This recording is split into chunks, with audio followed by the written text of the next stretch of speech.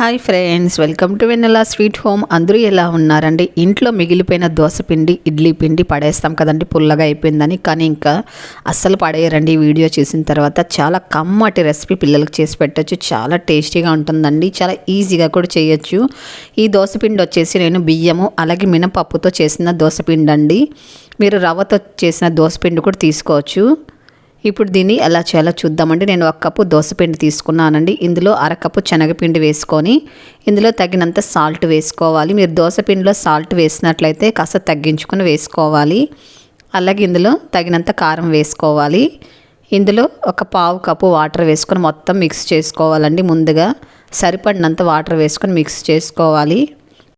అలాగే ఇంతకు ముందు కూడా నేను దోసపిండితో ఒక రెసిపీ చేసి ఉంచానండి, దాని లింక్ కూడా ఇస్తాను, ఒకసారి ట్రై చేయండి. చూడండి, ఇలా గట్టిగా ఉండాలండి. ఇడ్లీ పిండి ఎలాగుంటుందో అలా మిక్స్ చేసుకోవాలి, మరి పలచగా ఉండకూడదండి. ఇలా మిక్స్ చేసుకుంటే సరిపోతుంది. ఇప్పుడు మనము జంతికల తవ్వను తీసుకోవాలండి. ఇలా 3 రంధ్రాలు ఉంటుంది కదా, ఆ ప్లేట్ని తీసుకున్నాను నేను. ఇప్పుడు ఇందులో డైరెక్ట్గా మనం పిండి పోసేసుకోవాలండి. ఆయిల్ వేడి చేసుకోవాలి. ఆయిల్ బాగా వేడెక్కిన తర్వాత మీడియం ఫ్లేమ్లో ఉంచుకొని పిండిని ఇలా గరిటతో పోస్తూ ఉంటే చక్కగా కిందికి బూందీలాగా దిగిపోతుందండి.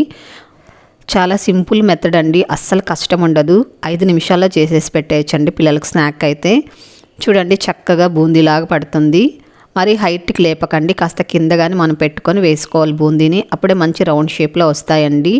ఇది వేయించుకునేటప్పుడు కూడా మనము మీడియం ఫ్లేమ్లో ఉంచుకొని బాగా ఇలా కలుపుతూ వేయించుకున్నాం అనుకొని బాగా మంచిగా క్రిస్పీగా వస్తాయి. చూడండి, చక్కగా వచ్చాయి, మంచి రంగు కూడా వచ్చింది. పిండిని మరి ఎక్కువ లూజు కలుపుకండి. ఇడ్లీ పిండిలా కలుపుకుంటేనే మీకు బూందీ అనేది చక్కగా ఇలాగ వస్తుందండి.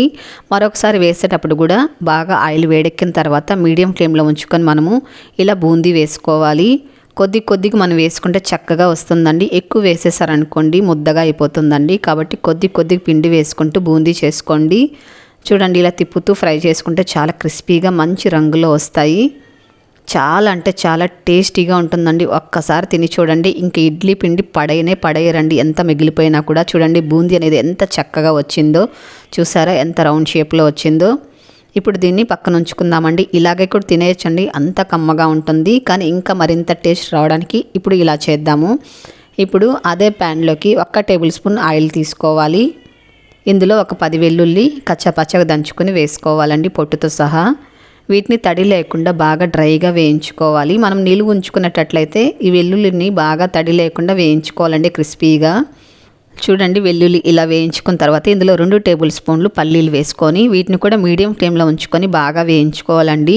హై ఫ్లేమ్లో పెట్టకండి, మీడియం ఫ్లేమ్లో పెట్టుకొని వేయించుకుంటే చాలా క్రిస్పీగా వస్తాయి. అలాగే కొద్ది కరివేపాకు కూడా వేసుకొని కరివేపాకు అంతా కూడా చక్కగా క్రిస్పీగా ఎంతవరకు ఇలా వేయించుకోవాలండి. ఇందులో 2 టేబుల్ స్పూన్లు పుట్నాల పప్పు కూడా వేసుకొని ఇప్పుడు 1 నిమిషం పాటు వేయించుకోండి, సరిపోతుంది. ఇప్పుడు స్టవ్ ఆపేసుకుందామండి, ఎందుకంటే పుట్నాల పప్పు వేయించినట్టువే కాబట్టి ఎక్కువ వేపనవసరం లేదండి. ఇప్పుడు మనము ఆయిల్లో నుంచి తీసేసుకొని ఇలా వేసుకుందామండి. మొత్తం ఆయిల్లో వేసారనుకోండి ఎక్కువ ఆయిల్ పీల్చుకుంటుందండి. కాబట్టి ఇట్లా 1 టేబుల్ స్పూన్ ఆయిల్ వేసుకొని వేయించుకున్నారంటే ఆయిల్ చాలా తక్కువ పీల్చుకుంటుందండి, పల్లీలు వీటికి కూడా. ఇప్పుడు ఇందులో తగినంత కారం వేసుకోవాలి. కొద్దిగా సాల్ట్ వేసుకోవాలండి. మనం పిండిలో సాల్ట్ అలాగే కారం వేసాం కాబట్టి ఇందులో కొద్దిగా వేసుకోండి, సరిపోతుంది. ఇప్పుడు ఇదంతా కూడా కలిసేలాగా మొత్తం మిక్స్ చేసుకోవాలి.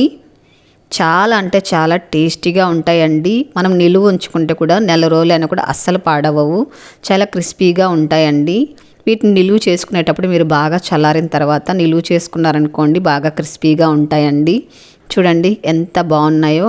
మనం ఇంట్లో అన్నం తినేటప్పుడు సైడ్ డిష్గా తీసుకోవచ్చు, అలాగే పిల్లలకి స్నాక్గా కూడా ఇవ్వచ్చండి. చాలా కమ్మగా ఉంటాయి, చూస్తుంటే ఎప్పుడెప్పుడు చేసుకొని తినాలి అనిపిస్తుంది కదా. మరిందుకు ఆలస్యం, ఇంట్లో ఉండే ఇడ్లీ దోశ పిండితో వెంటనే ఇలా ప్రిపేర్ చేయండి. టేస్ట్ ఎలాగొచ్చింది తప్పకుండా కామెంట్ చేయండి.